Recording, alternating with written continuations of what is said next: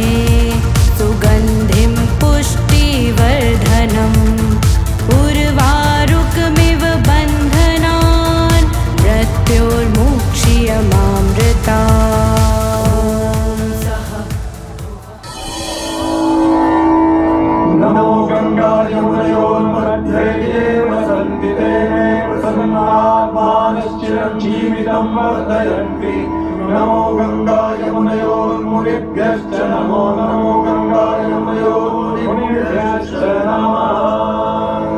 ओम शांति शांति शांति।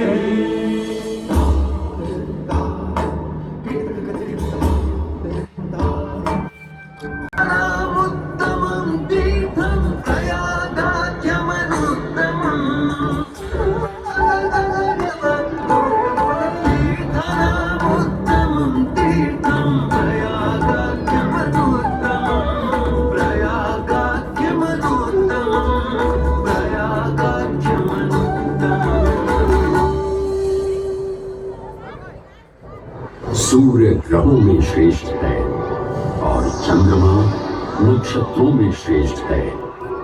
उसी प्रकार प्रयाग सभी तीर्थों में सर्वश्रेष्ठ है। पद्म पुराण में वर्णित ये श्लोक जिस तरह प्रयाग की विशेषता को दर्शाता है, उसी तरह इस पावन क्षेत्र का गुणगान करने वाली अनेक पौराणिक कथाएं, किंवदंतियां एवं कहानियां आज भी जनमानस में प्रचलित है। ऐसी ही एक पौराणिक कथा है जो भगवान ब्रह्मा को प्रयाग से जोड़ती है।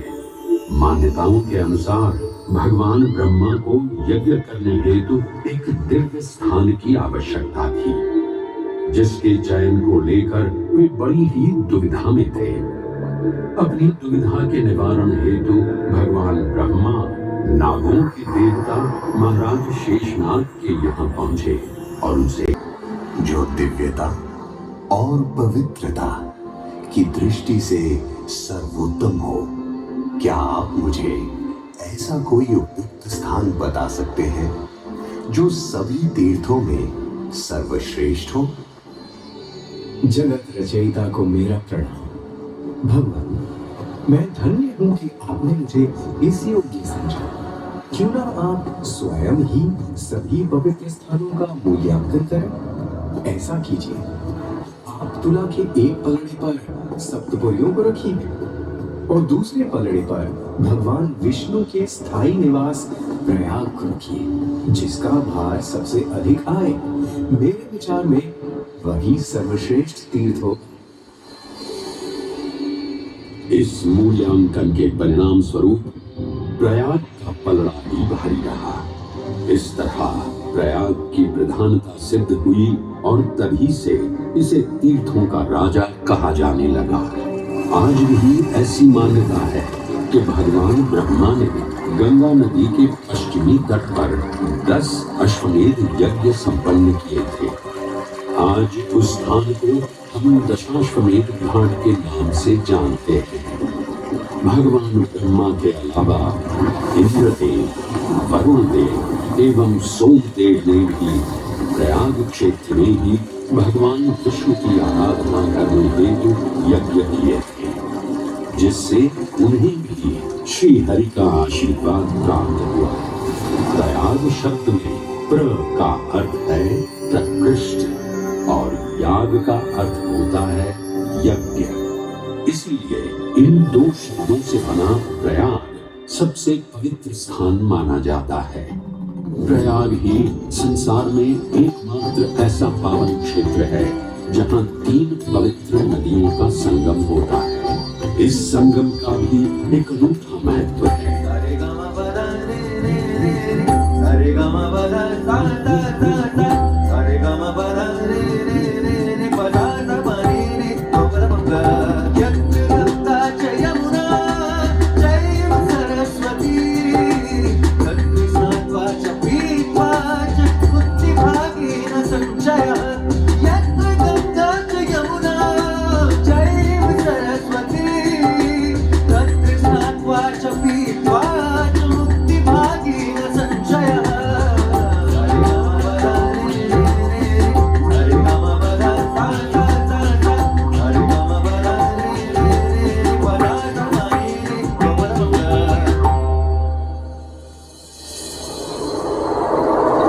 प्रयाग में गंगा, यमुना और सरस्वती जैसी 3 सबसे पवित्र और पूजनीय नदियों का दिव्य संगम होता है।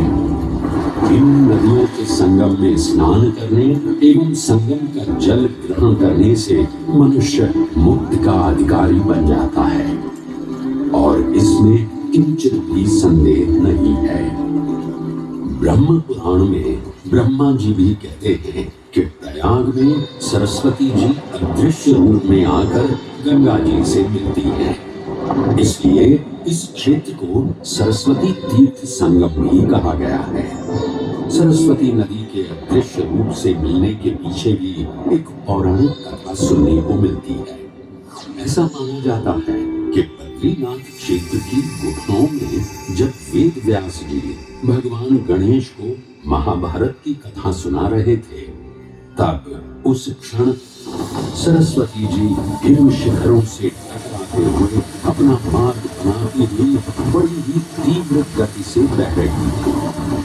सरस्वती नदी के इस तेज बहाव से उत्पन्न होने वाली तेज ध्वनि वेद व्यास जी का ध्यान भंग कर रही थी। इसलिए महर्षि वेद व्यास जी ने सरस्वती जी से वेद ध्वनि को कम करने का आग्रह किया, परंतु उनके अनुरोध उपरांत भी जब सरस्वती नदी के वेग एवं ध्वनि में कोई कमी नहीं हुई, तो उन्होंने क्रोधित होकर सरस्वती जी को श्राप दे दिया और कहा कि वे अब धरती के भीतर यानी कि पाताल लोक में प्रवाहित होंगी।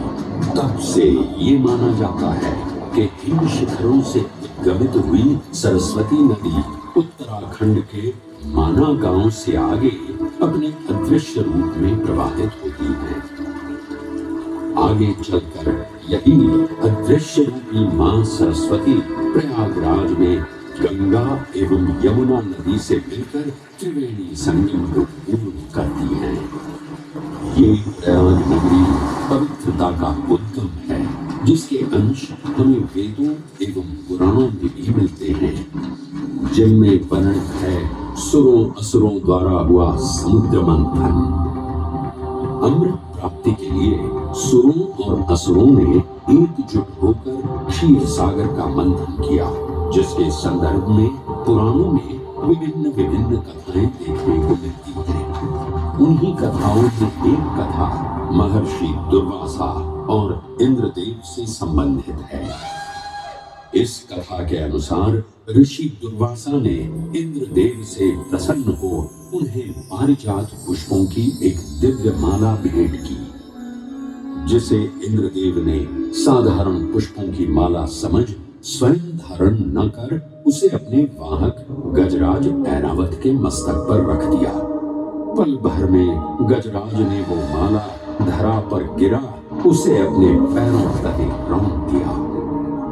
ऋषि दुर्वासा से ये अपमान सहन न हुआ और उसी क्षण क्रोधित हो उन्होंने इंद्रदेव को श्राप दे दिया। ये अहंकारी इंद्र, तेरा इतना दुस्साहस कि तूने मेरा अपमान किया। जिस वैभव एवं शौर्य पर तू इतरा रहा है, क्षण भर में ही तेरा ये वैभव, प्रतिष्ठा, शक्तियां सब नष्ट हो जाएंगी। मैं अत्रि पुत्र दुर्वासा समस्त देवगणों को श्रीहीन होने का श्राप देता हूं।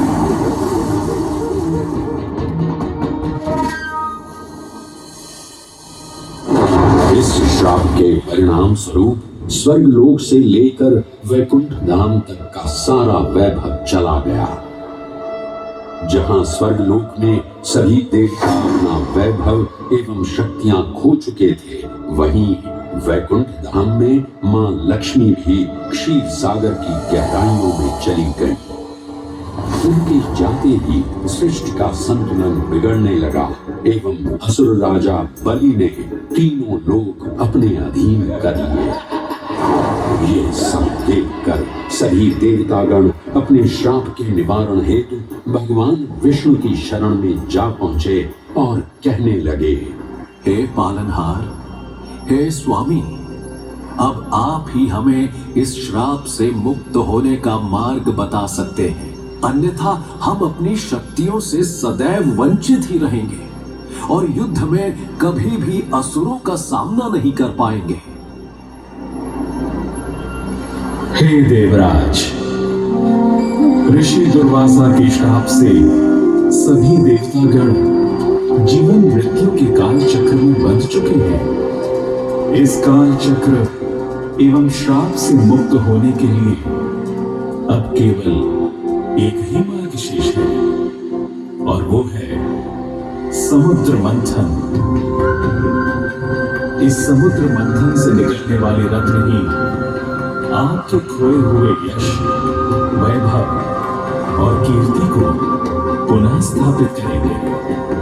परंतु आपको इस मंथन के लिए असुरों के बल की भी आवश्यकता होगी, क्योंकि उनके बिना यह समुद्र मंथन संभव नहीं है। जैसी आपकी आज्ञा प्रभु, हम असुरों के साथ समुद्र मंथन करने के लिए तैयार हैं। देवताओं और असुरों ने एकमुख होकर क्षीर सागर का मंथन करना स्वीकार किया। जहां मंदार पर्वत मथनी के रूप में आए, तो वहीं वासुकी नाग को नेति की भूमिका मिली। भगवान विष्णु ने स्वयं कूर्म अवतार धारण कर मंदार पर्वत को उसका आधार प्रदान किया।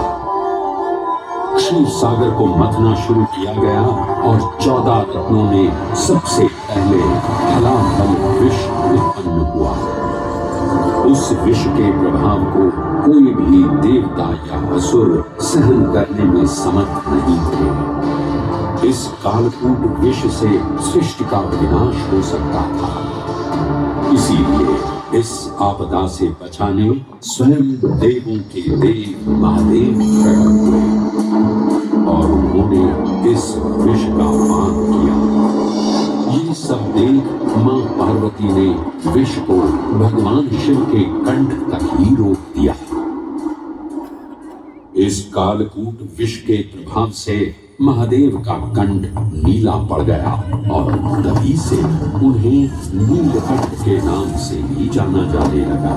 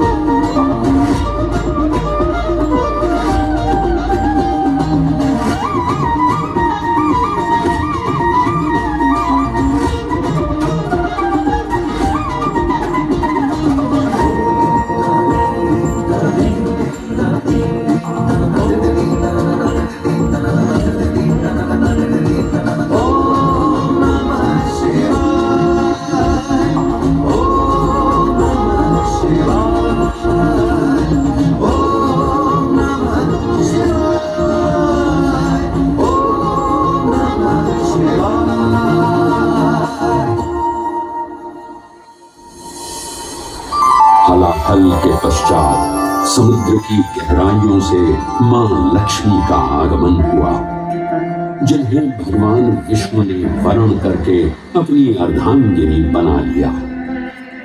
इसके पश्चात समुद्र मंथन से एक एक कर कामधेनु गाय, पारिजात वृक्ष, चंद्र, कल्प वृक्ष, अपार सुंदर अप्सराएं, गंधर्व, शंख, उच्चैश्रवा, वाणी एवं कौस्तुभमणि जैसे अनेक रत्न उत्पन्न हुए। लेकिन सभी को जिस रत्न की सबसे अधिक प्रतीक्षा थी, उस रत्न का निकलना अभी बाकी था।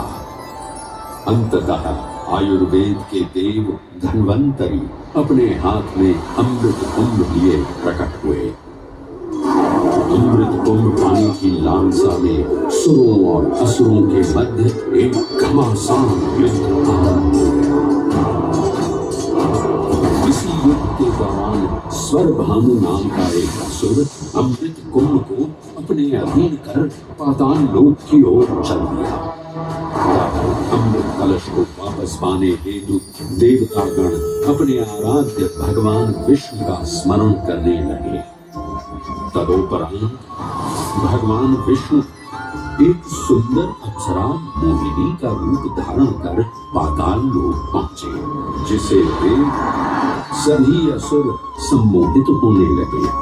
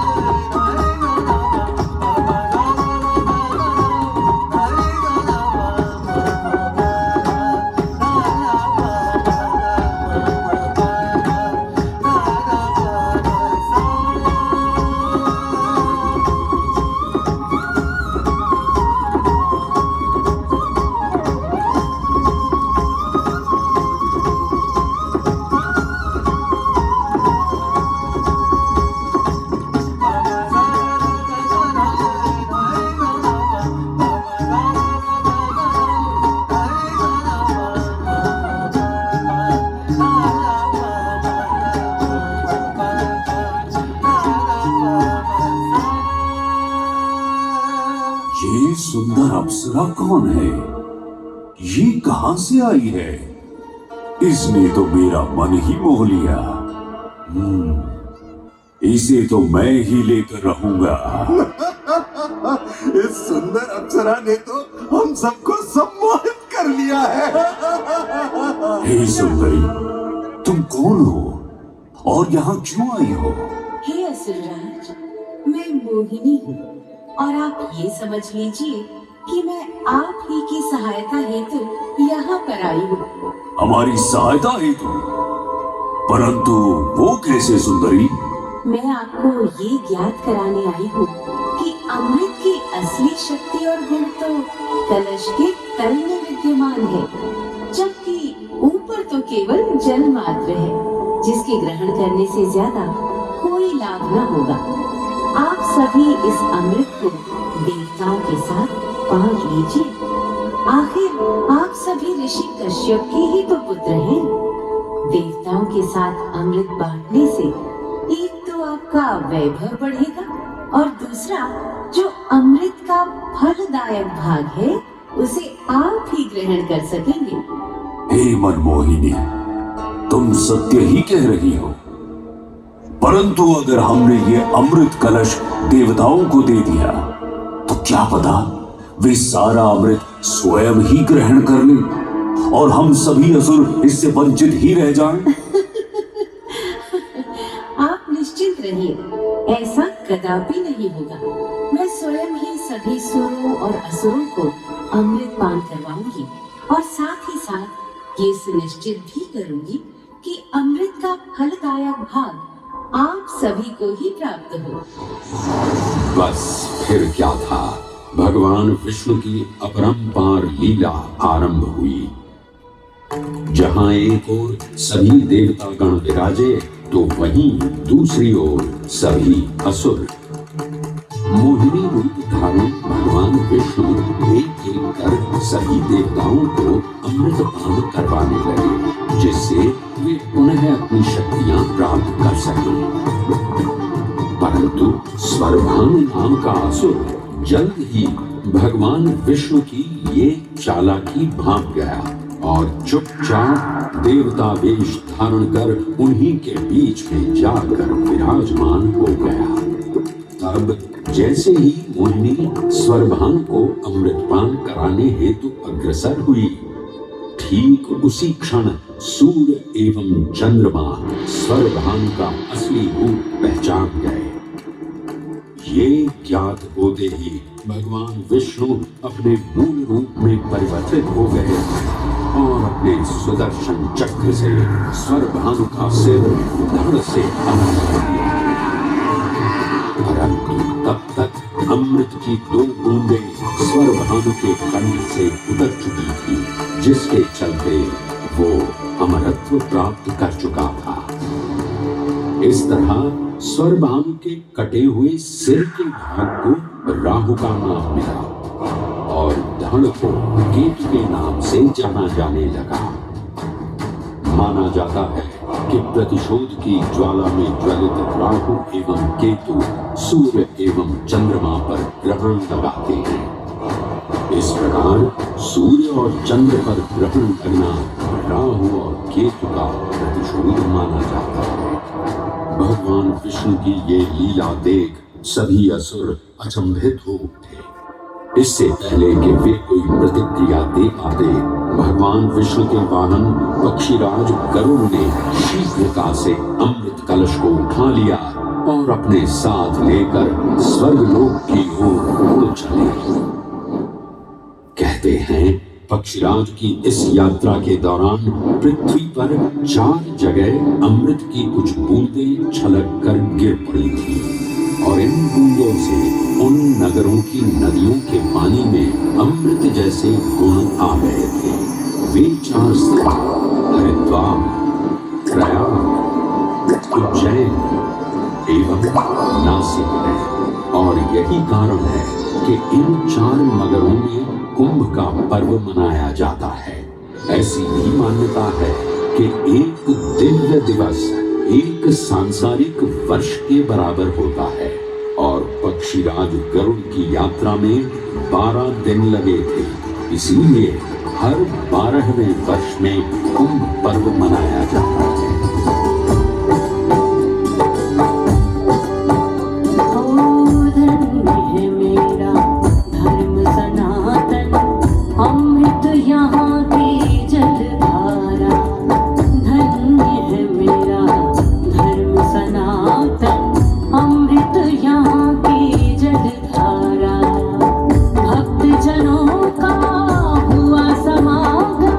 खुशियों का जय जय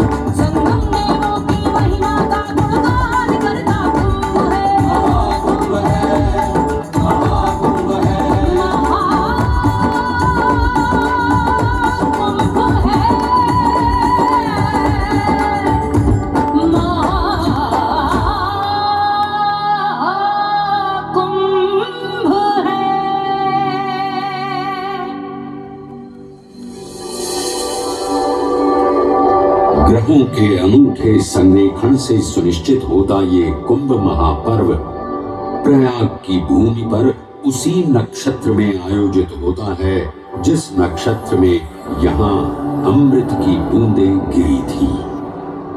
गणनाओं के अनुसार जब बृहस्पति वृषभ राशि में और सूर्य चंद्रमा मकर राशि चक्र में प्रवेश करते हैं तब प्रयागराज में कुंभ पर्व आयोजित किया जाता है।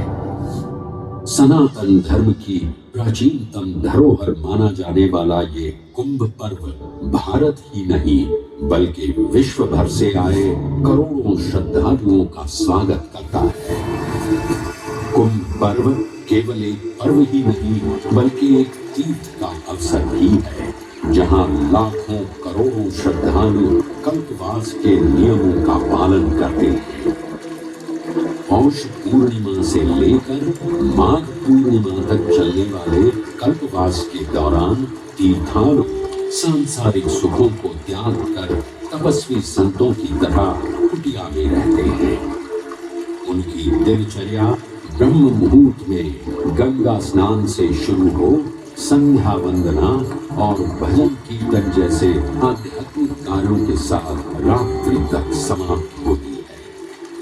श्रद्धालु दिन में केवल एक ही बार भोजन ग्रहण कर मानसिक रूप से धैर्य, अहिंसा और भक्ति भाव में लिप्त रहते हैं। ऐसी मान्यता है कि जो कल्पवासी मोक्ष की अभिलाषा लिए कुंभ पर्व में कल्पवास के नियमों का पालन करते हैं उन्हें मोक्ष अवश्य ही प्राप्त होता है। पारंपरिक रूप से इस आध्यात्मिक पर्व की औपचारिक शुरुआत का श्रेय 8वीं शताब्दी के हिंदू दार्शनिक और संत आदि शंकराचार्य को दिया जाता है। उन्होंने न केवल 4 पवित्र मठों पुरी, श्रृंगेरी, द्वारका और बद्रीनाथ की स्थापना की थी बल्कि सन्यासी परंपरा को जीवित रखने हेतु 10 नाम सन्यासी व्यवस्था का गठन भी किया था जिसके अंतर्गत निर्वाणी, अटल, निरंजनी, आनंद, जूना, आवाहन और अग्निसात नामक 7 अखाड़े निर्मित हुए।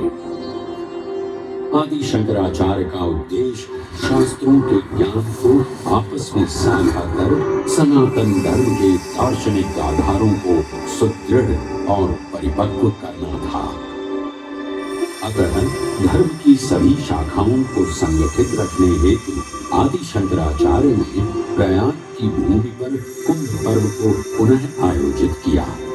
आज के इस दौर में कुंभ पर्व की महत्ता का अनुमान इसी बात से लगाया जा सकता है कि यूनेस्को द्वारा मानवता की अमूल्य सांस्कृतिक विरासत की प्रतिनिधि सूची में इस पर्व को शामिल किया गया है।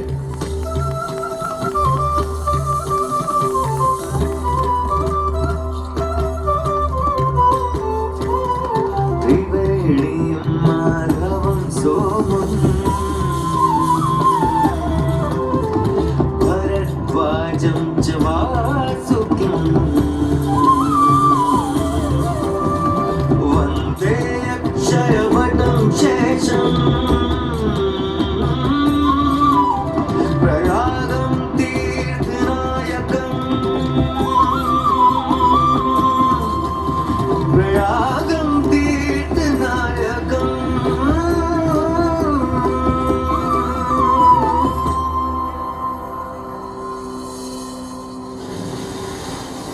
त्रिवेणी, माधव, सोम, भरद्वाज, वासुकी, अक्षयवट और शेषनाग, प्रयाग के इन 7 तीर्थ नायकों की हम वंदना करते हैं। परंतु उक्त 7 तीर्थ नायकों में वेणी माधव का ही प्रमुख स्थान है। त्रिवेणी संगम में स्नान के साथ साथ श्रद्धालु वेणी माधव मंदिर में दर्शन कर भगवान विष्णु का आशीर्वाद भी प्राप्त करते हैं। मान्यताओं के अनुसार वेणी माधव इलाहाबाद किले के परिसर में स्थित पातालपुरी मंदिर में एक पवित्र अक्षयवट वृक्ष के पत्तों पर एक बालक के रूप में विश्राम करते हैं। पौराणिक कथाओं के अनुसार अक्षयवट एक शाश्वत वृक्ष है जो भगवान विष्णु का स्थायी निवास है, जहां से वे सृष्टि का पुनः निर्माण करते हैं। त्रेता युग में भी अक्षयवट वृक्ष का उल्लेख देखने को मिलता है। कहा जाता है कि भगवान श्री राम, माता सीता एवं अनुज लक्ष्मण अपने वनवास काल में इस स्थान पर आए थे। वैसे तो भगवान श्री राम का वनवास प्रयाग में श्रृंगी ऋषि को समर्पित श्रृंगवेरपुर धाम से आरंभ होता है। ये वही स्थान है जहां निषाद राज गुह ने भगवान श्री राम, माता सीता और अनुज लक्ष्मण को गंगा पार जाने के लिए सहायता प्रदान की थी। श्रृंगवेरपुर से प्रभु श्री राम ऋषि भरद्वाज के आश्रम पहुंचे थे। भरद्वाज मुनि बसहि प्रयागा, गोस्वामी तुलसीदास जी ने रामचरितमानस में ऋषि भरद्वाज का निवास स्थान प्रयागराज ही बताया है। ऋषि भरद्वाज से त्रिवेणी संगम की महिमा सुन प्रभु श्री राम, माता सीता और अनुज लक्ष्मण त्रिवेणी संगम में स्नान कर तीनों नदियों का आशीर्वाद प्राप्त करते हैं। इसी कड़ी में एक प्रचलित कथा के अनुसार संगम तट पर ही माता सीता ने प्रभु श्री राम से महादेव और परम शक्ति मां पार्वती की आराधना करने की अपनी मनोकामना को व्यक्त किया था, जिसके उपरांत प्रभु श्री राम ने यमुना तट पर भगवान भोलेनाथ और मां पार्वती को समर्पित एक मंदिर का निर्माण करवाया था, जिसे आज हम मनकामेश्वर मंदिर के नाम से भी जानते हैं। त्रेता युग में स्वयं प्रभु श्री राम ने माता सीता के साथ इसी मंदिर में भगवान शिव एवं मां पार्वती की पूजा अर्चना कर उनसे आशीर्वाद प्राप्त किया था। महादेव के इस प्राचीन मंदिर से अगर थोड़ा आगे चले तो उन्हीं के अंशावतार पवन पुत्र हनुमान जी का मंदिर भी विद्यमान है। जय जय महाबली हनुमान, महावीर हनुमान, पवन पुत्र हनुमान।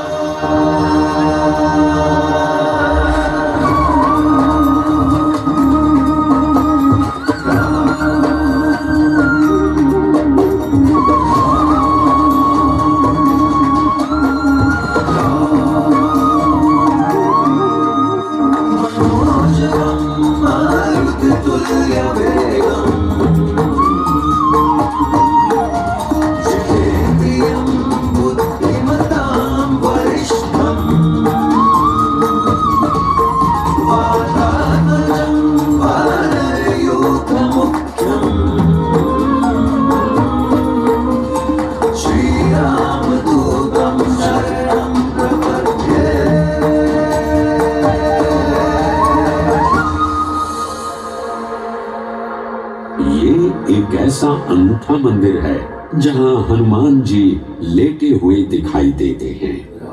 प्रचलित कथाओं की माने तो हनुमान जी के आदेशानुसार बाघंबरी बाबा को इस तट पर उत्खनन करते समय हनुमान जी की एक दिव्य मूर्ति प्राप्त हुई थी, जिसके फलस्वरूप आज यहाँ बड़े हनुमान जी का मंदिर विद्यमान है।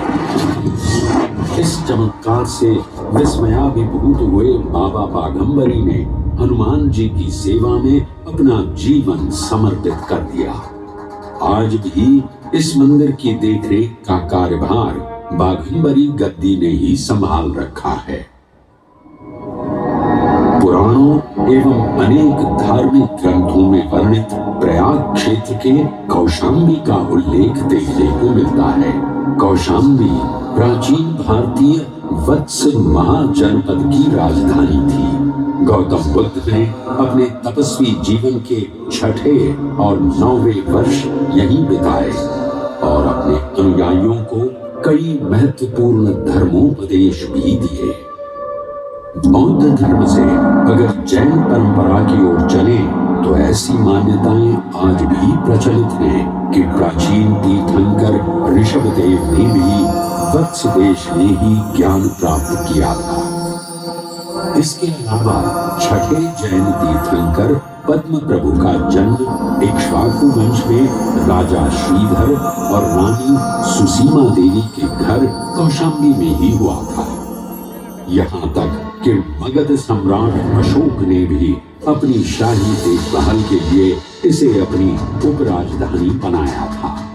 तथ्यों को टटोलें तो अशोक की लाट आज भी इस क्षेत्र में देखने को मिलती है।